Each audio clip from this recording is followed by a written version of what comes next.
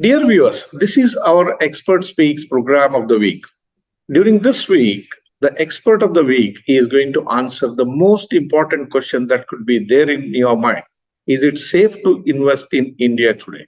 You see, every day, dollar is rising against each and every other currency, including Indian rupee. How safe are your investments in India under this financial turmoil? You will find answers to all these questions that could be there in your mind during this episode. Make sure you watch this episode till the end.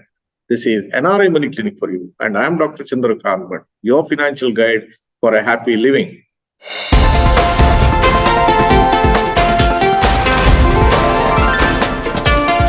NRI Money Clinic.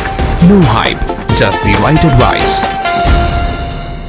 Dear viewers, to answer your queries pertaining to how safe for you to invest in India today, I have brought to the studios my eminent faculty, Miss Harini Dedhia. Miss Harini Dedhia, you have seen on our channel multiple number of times prior.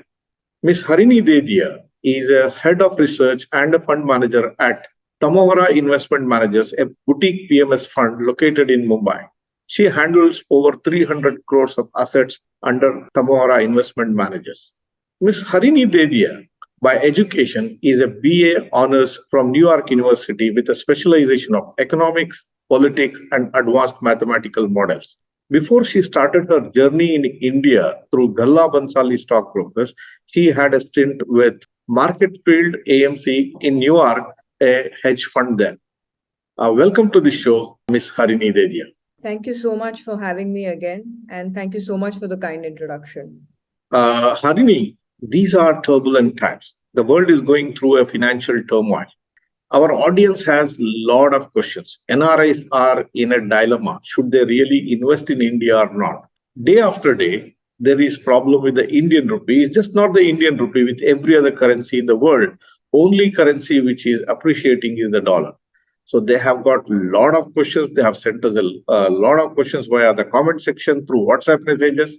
I have collated all of them and I'm going to ask you, and I have in fact tabulated them under 6 major headings. Kindly help our audience with the researched answers, what data is showing, and you are the fund manager and you know inside out of what's happening in India. My first question to you is, why should somebody invest in an emerging market like India? The problem with emerging market is the volatility of currency, the volatility of political stability, volatility of economical stability. All these things are there. Under these turbulent times, is it safe to invest in India?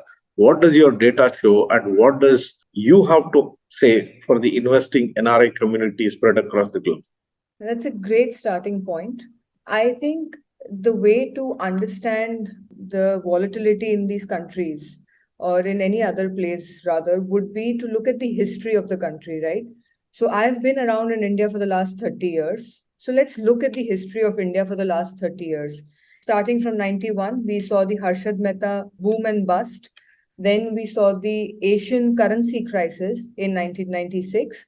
Cut to 1999, we had a major war between India and Pakistan, the Kargil War. We followed that up with the tech bubble bursting in 2000. In 2001, we had a major earthquake in one of the most productive and industrial states in India, in Gujarat. Then we saw the Congress government coming to power, and post that, we had a few years of a good run, and we saw the great financial meltdown that affected all countries globally. And in the wake of that, we saw a lot of our real estate and infra companies going bust. We saw Unitech and Gammons of the world going bust. Cut to 2011, we had the coal scam, then we had the 2G scam. We had a weak coalition government during all this period.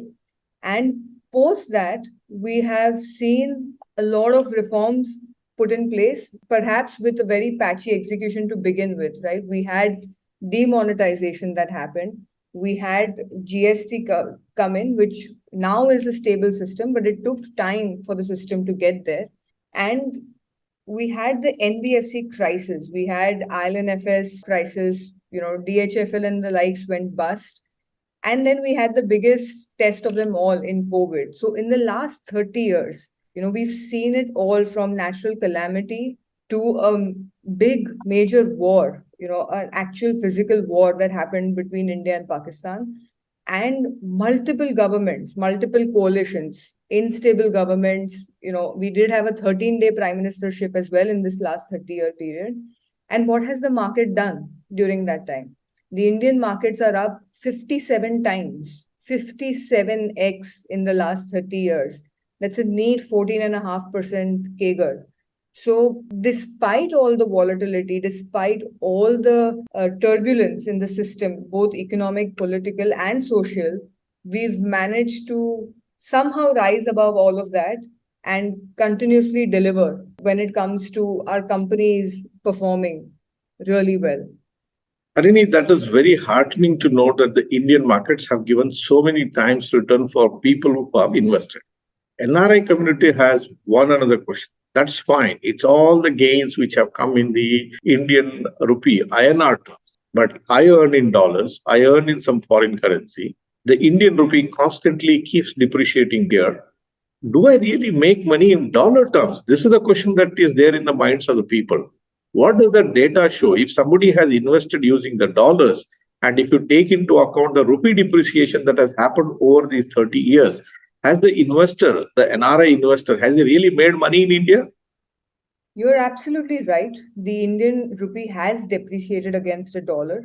I think at the start of the 90s, it used to be around 20 odd rupees for a single dollar. Today, we are sitting at 80 rupees for a dollar. So the Indian rupee technically to the NRI earning in dollars is worth 1/4 of what it used to be, when we started looking at this data set. Despite that, the USD returns for Indian markets have been greater than 7.5% for a 30-year period. This is a compounded annual return for a 30-year period. Now, when we look at it in a global context, right, because you have the opportunity to invest anywhere in the world, this is the fourth best equity market in the world over a 30-year period. The only three countries that have outperformed this are the US, which has given 8% plus CAGR, Sweden and Switzerland, which are in between 7.5 and 8. And then comes India at 7.5. Right? So it is the only emerging market which is there in this top bracket. And it is the fourth best return in the world. Now, when we compare it to a country that has done exceptionally well on economic terms, economic growth terms, which is the second largest economy today in the world, China has in fact given a negative return. The markets of China, I'll repeat this, they have given a negative return in the last 30 years. So that goes to show that there is definitely some belief out there in the stability and the vibrancy of the Indian economy and democracy that the world has in India. Harini, I take your words for that. So India is fourth best performed market over a period of 30 years. So you are supporting your arguments with the help of the data. The question that is there in my mind is, how come only India as an emerging market is showing this kind of a growth? What about the rest of the emerging market? Or the data which is coming from India, is it dependable, or is there more to it, or is just hype, which to say that it has given so much of a return? Why it's not possible for other emerging markets in a similar way? Sure, that's a great question, and a very important one to understand why India would continue this performance going forward as well. I believe India is fundamentally different than other emerging markets for three very particular reasons. One, if we look at what is the raw material that we have the most abundance of, it is skilled labor. India today produces 10 lakh engineers every year that can be applied to any industry, right? This is very different from most other emerging markets where the raw material they have in abundance is typically a particular commodity. You could have a country like Brazil that's very rich in iron ore deposits and other base metal deposits. You could have a lot of the African countries that are either rich in gold or diamonds or whatever it is, right? And you could have a lot of the Middle Eastern countries that are very rich in petroleum linked deposits.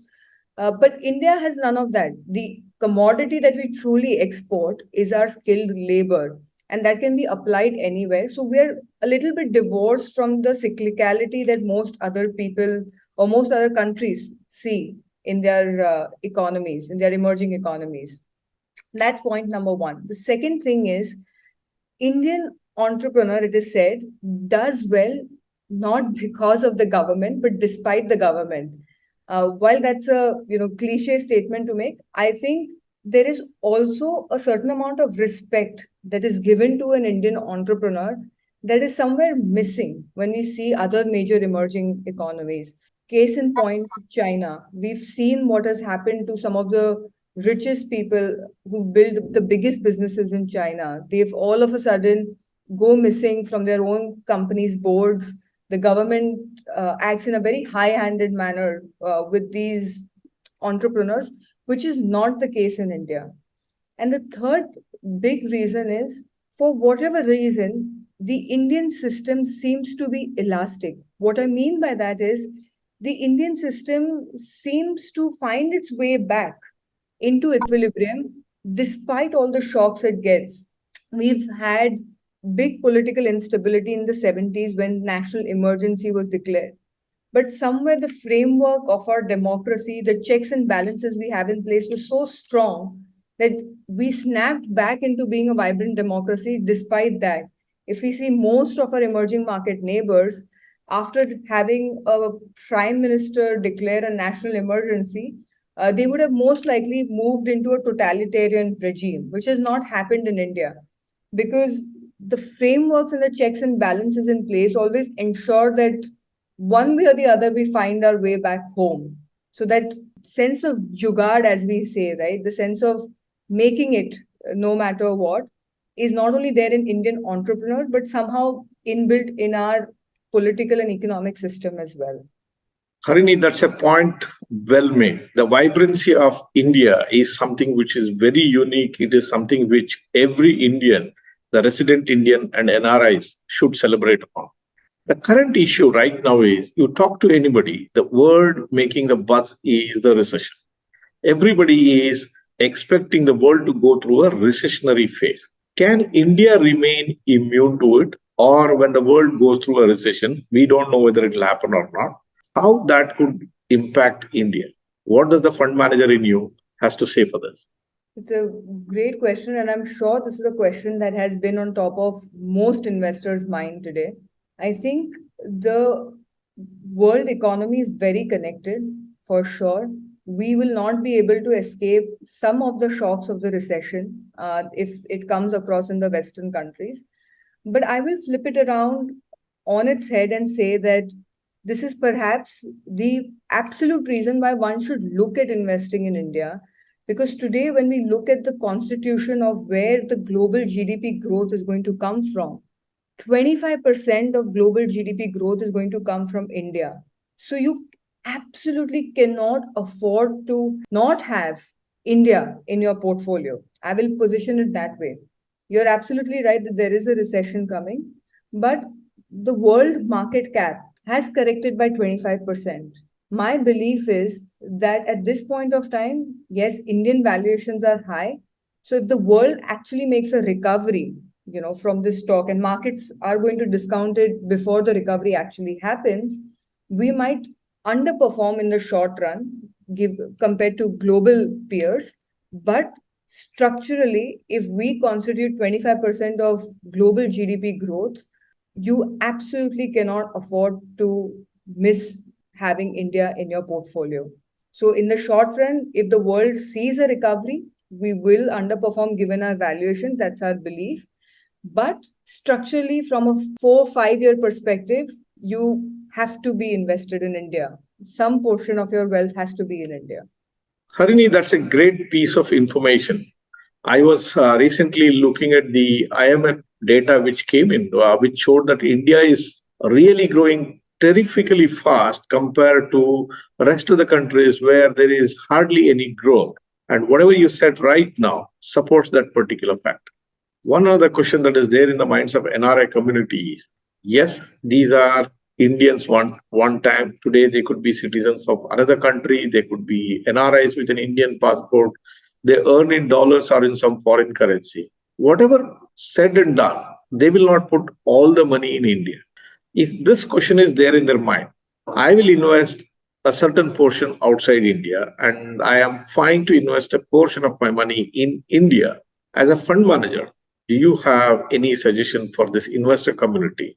How much of money do you recommend for the NRI community to invest in India? I would, on this particular question, would urge viewers to take my opinion with a pinch of salt, since I'm a fund manager that is based in India.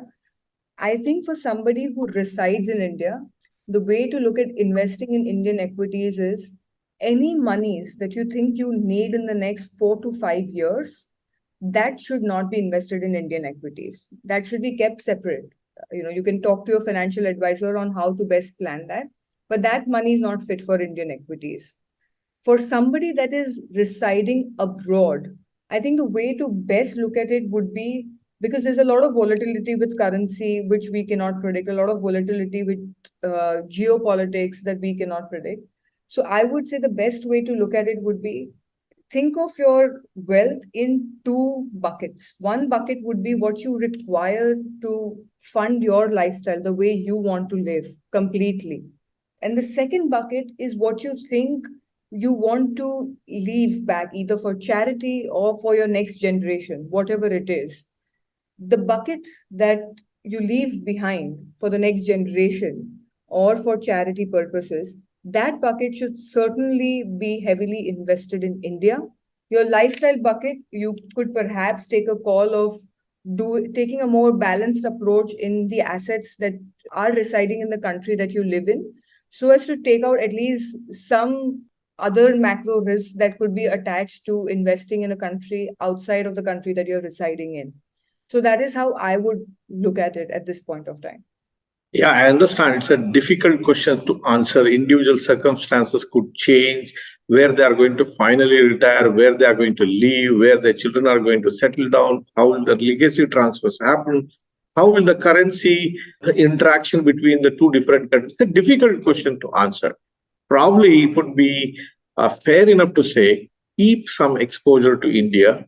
A slightly higher proportion of allocation to India makes sense, looking at what we are seeing, the data points, how India is emerging, how reforms are taking place, and how there is a young population, an aspiring population, and a stable government policies at this time makes India investment a good case to take up. Probably I would be safe to make a recommendation to my audience from this channel. Is that correct, Harini? Absolutely, sir. Everybody's circumstances, like you said, are different. Best to consult a financial advisor, perhaps, and not a fund manager who might be biased on this question. So I think you are a better judge of this, but I agree with your thought process on this. Thank you, Harini, for that awesome piece of information, research, data, what showed from the history of 30 years of Indian stock market. Indeed, it gives a lot of confidence in the minds of the investor that it's not a waste of money that you are investing in India. If you stay invested here for longer periods of time, you have nothing to lose. Thank you very much for bringing all this information for the benefit of our investors. I remain in gratitude to you for your time, research, and kindness to come to the studios and answer these questions. Thank you very much. Thank you so much for having me over, as always. And I am in awe of the amount of effort that you're putting in to make sure good quality content and information is given to your viewers on your YouTube channel. It's a great, great initiative. Thank you so much for having me here. Dear viewers, hope the video that I have done today helped you to get answers to the burning questions that could be there in your mind. Is it safe to invest in India amidst all this currency volatility and the talk about economic turmoil, recession, and other things? If it helped you to get proper answers, please like this video. If you are a person who is watching my channel for the first time, or if you are yet to subscribe to the channel, please hit the subscribe button and press the bell icon. Don't forget to share this video with your near and dear one. Thank you very much for watching this episode on NRI Money Clinic. I shall be back with you with yet another useful topic in yet another video very, very soon. Press the bell icon for more details and subscribe our channel.